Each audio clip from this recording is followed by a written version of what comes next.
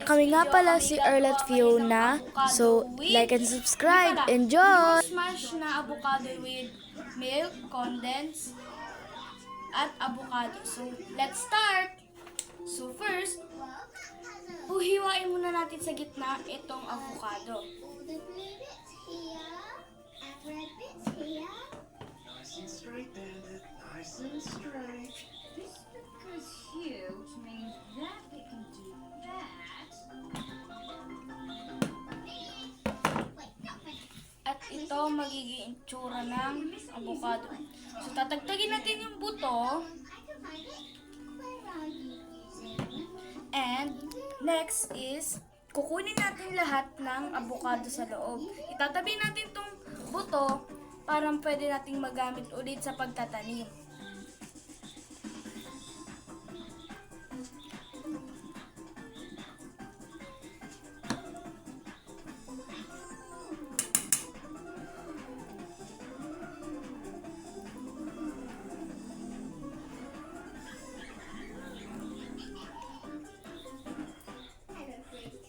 I want could be a favorite poster on me.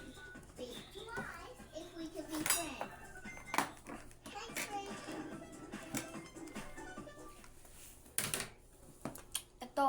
So, nilalagay muna natin dito yung avocado.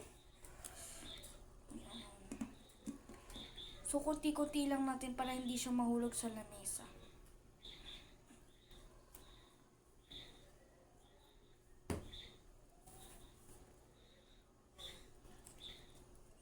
Masyado siya mahirap, pero kunting tiyaga lang, matatagtag nyo din yung avocado.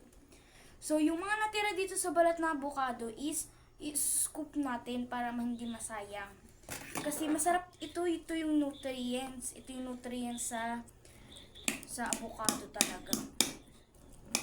Yung green, guys, Wait yun yung, lang, guys. ito yung nutrients sa avocado. Ito talaga yung nutrients. So, next naman is itong kabilang avocado. So, yan. May tubig din tayo ditong milk. Basta, galing siya sa secret.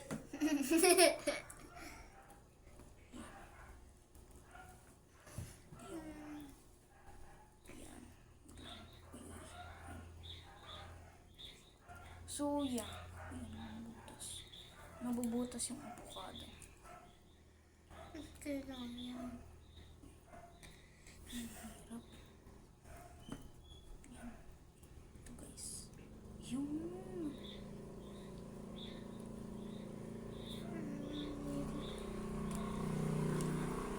Mamaya muna yung lalagyan ng milk. Dudurog-durogin ka muna. So, yung iba, kung may kasama kang kapatid or kapamilya mo or kaibigan, is sasabihin mo sa kaibigan mo o pamilya mo na durug-durugin ang avocado habang ikay nagkukot-kot ng avocado. No, wag mo muna lalagyan ng milk. Pag durog na lang siya lalagyan ng milk. Konti lang. So, isa-scoop ko lang siya. Kasi ito yung green. Nandito yung green.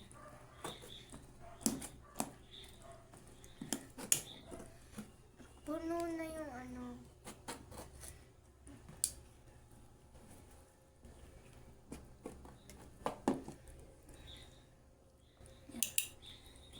So, itong balat, ilalagay muna natin dito.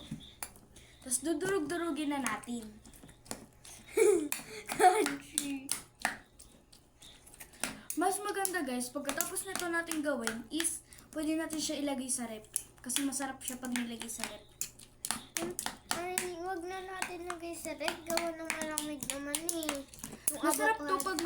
pag malamig. Wait lang, lagyan ko lang ng milk. Ako na maglalagay.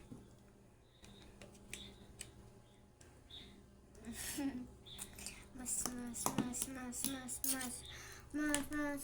Tapos, lalagyan natin ng kunting, eto. Lalagyan natin ng Kunti lang. milk powder. Kunti lang. Tama na yan. Ang dami nan. Tapos mash lang ulit or halo-halo. We need it stirred. Konti konsinsada. Tapos, meron pa siyang milk. Powder milk. We need to a lot to go. Wala, natapon na. Or kunin mo nga muna yung asukal. Nakalimutan natin Wait yung lang, asukal. guys. Asukal.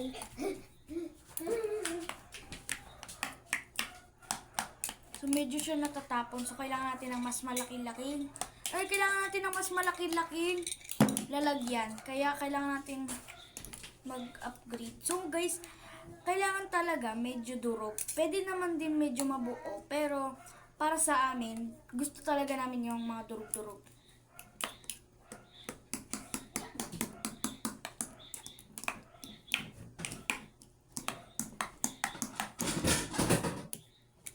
Ano nangyayari dyan, Earl?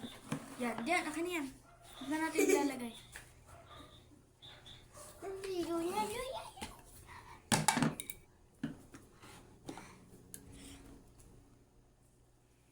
So, diba? Ang laki lumunda, ang dami ng avocado. Kailangan pa natin ng powder. Ito na. Tapos na ba yung ano?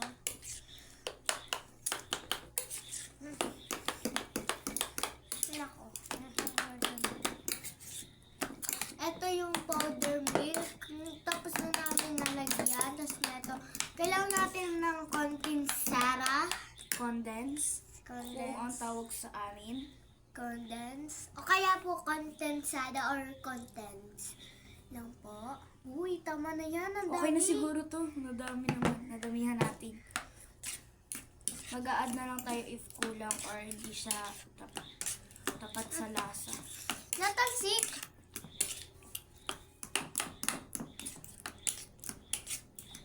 Natalsik. So, masyado siyang creamy kasi talagang creamy naman yung pag nilagyan mo siya ng avocado. At, lastly, sa milk again. Tama niya yan. Yan. Okay na to. Ay na yan. Lalagyan Bakit natin na ng yan? konting asukal. Mm. Mga ganito lang kadami. Masarap na yan. Ay na yan. Dami pang asukal na nilagay mo. So, ang gusto namin ay ilalagay namin sa ref. So, magtatagal to ng mga ilang minutes, mami? 5 minutes?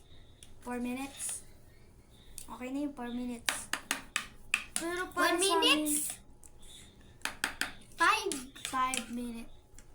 15 minutes. Kailangan ng 15 minutes. Uy, talsik ka niya. Yan yung gatas. Means, kailangan pa natin to. Okay na to, okay na to. Masyado madami yung abang. Patingin nga daw. Patikim nga daw kung madami. Hindi ka, mama. Okay na yan. Mm. So, ilalagay muna natin sa ref. Wait. May maganda akong gagawin. Sa top is maglalagay tayo ng ganito. Pwede mo bang ubusin na lang? Inuubos mo eh. Huwag mong haluin. Huwag mong haluin ito pa o banda dito. Hindi mo ba nilalagay din ang iba? Ubusin mo na lang yan. Yun na to. So, okay na to, guys. So, yun. Ilalagay na natin siya sa ref. Tara! Tapos natin ilagay sa ref, ay lilinisin natin to. Tara, tulungan niyo ako. Yeah, biya. Boom!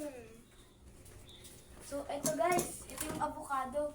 Kung gusto niyo maging parang ice cream siya, or mas masarap siguro pag magiging ice cream. So, tara, lagyan na natin. So, mag-iintay lang tayo ng ilang minuto, tapos maglilinis na tayo. Tara!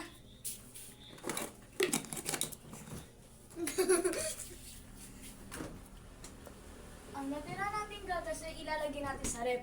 Tapos ito, para hindi ito masyado mapanis or para hindi siya langgamit is ilagay natin sa ref.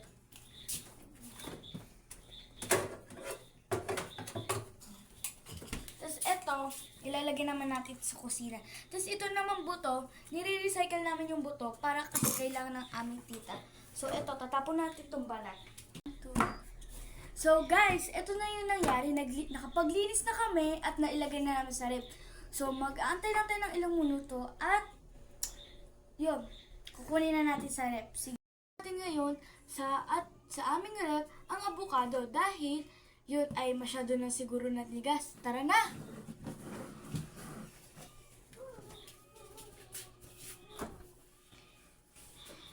At kinukuha na nga ang avocado. Ito ngayon yung aming ginawang avocado. Homemade avocado. With milk Avocado. na may gatas sa taas. Cherry and Masyado sa gilid ay nanigas na. Kaya kinuha na namin. Tignan nyo guys, oh, parang siyang ice cream. Kasi tignan nyo guys, oh, medyo matigas na siya. Yan. So madami pa namang natitira dito. Pero guys, don't forget this. huwag niyong kakalimutan. Spoon. Kumuha lang guys ako ng spoon. Kumuha lang ako ng spoon. Ang sarap niya. Palim. Good tasting siya, masarap siya, hindi siya masyado matamis. And yeah. Ang lamig.